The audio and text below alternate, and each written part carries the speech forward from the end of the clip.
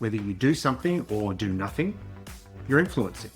Whether you say something or stay silent, people hear you loud and clear. Nothing undermines leadership faster than hypocrisy. Not having a title or a rank or a position of authority shouldn't prevent you from becoming a leader. Don't wait until you get promoted to start acting like a leader. Start right now. G'day everyone and welcome to another episode of Lead on Purpose. My name's James and I've spent the last 20 years leading teams of all shapes and sizes, from the Australian Air Force to private industry. Now I help organisations develop ethical, purposeful leadership at all levels. Here, I help you become the leader that you want to be. I dive into real-world leadership challenges to develop practical solutions and share vulnerable, honest conversations with experienced leaders to help you lead with confidence, clarity, and purpose. In today's episode, I'm going to explore how to become a leader and give you 4 practical tips for you to take the lead no matter what the situation. Whether you're a new leader or whether you're an experienced manager, you're in the right place. If you're asking, how do I become a leader, then chances are you're looking for some more responsibility at work, or you're gunning for a promotion. You might even have a job application in right now. Before we get into the practical stuff though, it's important to understand what leadership is. Because if you don't understand what leadership really is, then it's hard to know when or why or how to step into it. Leadership, at its core, is influence. Everything we do, everything we say, influences the people and the culture around us. And that culture influences productivity, it influences engagement and people's happiness at work, and it influences and affects how people grow as leaders when they work with us. Here's the key point. You cannot not influence. Whether you do something or do nothing, you're influencing. Whether you say something or stay silent, people hear you loud and clear. But also, leadership is a choice. It's not something that magically happens when you get promoted, regardless of your title or your position, or the level of authority you have within an organization. You have a responsibility to the people and to the culture around you. And just because someone is given a title or a rank or a position of authority, that doesn't make them a leader. But on the other side of it, I challenge you not to let a lack of title or rank or position stop you from taking the lead. So don't wait until you get promoted to start acting like a leader. Start right now. To be a leader means choosing to act like a leader even without the title or position or rank. Now, I know choosing to be a leader without the title or rank or position of authority can be really, really difficult. It can, especially in organizations that have a really well-established hierarchy of authority. I mean, I know from personal experience, I was in the Air Force for 10 years. Rank was just baked into the culture. It's how we determined someone's level of authority within the organization. But the best leaders that I know, the ones who taught me what it means to truly be a leader, didn't use rank to command authority. They took the lead from day one. They chose to be a leader from day one. So to help you get started, I want to share with you 4 practical tips that can help you take the lead no matter the situation. First, stay calm.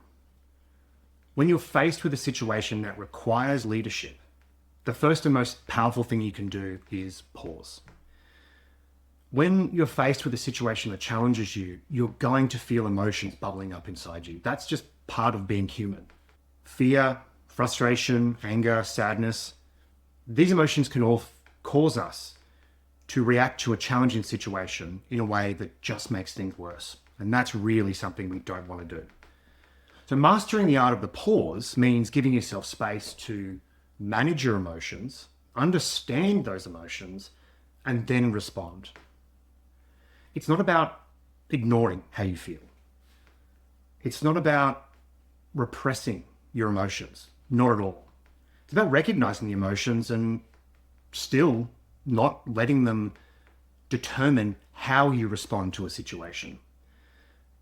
Staying calm doesn't mean being passive or detached. It means being intentional, and it means choosing to slow down when everything around you feels like it's speeding up. It means grounding yourself so you can lead with confidence rather than adding to the chaos. And I can assure you, if you let your emotions drive your response to a situation, you can only add to the chaos. Staying calm doesn't just help you in that moment. When you're calm, it influences other people. They feel more confident, they feel more stable, and they're more likely to follow your lead, which will generate better outcomes for everyone. So the next time you feel those emotions bubbling up, pause, take a breath, and give yourself a moment. Then respond in a way that reflects the leader that you want to be. Next, be credible. Credibility is one of the most important assets that a leader can have. Without it, your words lose meaning and your actions lose influence. Being credible means saying what you mean and meaning what you say. It means taking full accountability for your actions, especially when you get it wrong. It means being consistent with how you show up, regardless of who's watching. Don't let the audience determine how you act, because your actions speak louder than your words. People notice how you behave under pressure. They notice how you treat others and how you treat yourself. They notice whether your values, like far too many organizations, are just words on a wall or whether there's something that you truly live by. And nothing undermines credibility, nothing undermines leadership faster than hypocrisy. If you expect your team to be accountable, then be accountable. If you talk about respect, then give respect to other people. If you want trust, you need to earn it through consistent and honest behavior. Because credibility, like trust, is built over time, but it can be shattered in a single moment. It sets the foundation for everything that you need to do as a leader. Next, be confident. Now, I know what you're probably saying. Oh, James is telling me just to be more confident and show up and back myself, like it's just that easy. Well, I'm here to tell you that confidence starts with showing up for yourself, not for other people. Confidence isn't about being the loudest person in the room or acting like you have all the answers. That's arrogance. And too often, people get arrogance confused with confidence. And we all know what an arrogant leader looks like. We all know what an arrogant person looks like. But real confidence is quiet. It's considered. It's consistent. It's the belief that you can handle whatever comes your way, even if you don't have all the answers yet, even if you don't know how you're going to handle it. Because as a leader, you need to back yourself. Just plain and simple. You need to back yourself and show up for yourself. Because if you don't believe in your ability to lead, why would anyone else? When you stand tall, you take up that space, people feel it. Own your space so people feel it. Because when they feel that confidence that you are exhibiting, they feel safer. They feel more certain. But confidence doesn't mean that you never feel doubt. You can't have confidence without being challenged. It means that you show up anyway. And you do that by trusting your values, trust that you've prepared, and trust your ability to figure things out. So back yourself. Stand tall. You deserve to be there. Be confident that you can take the lead, even if you don't have all the answers. And finally, stay centered. Leadership isn't about doing as much as you can or trying to be everything to everyone.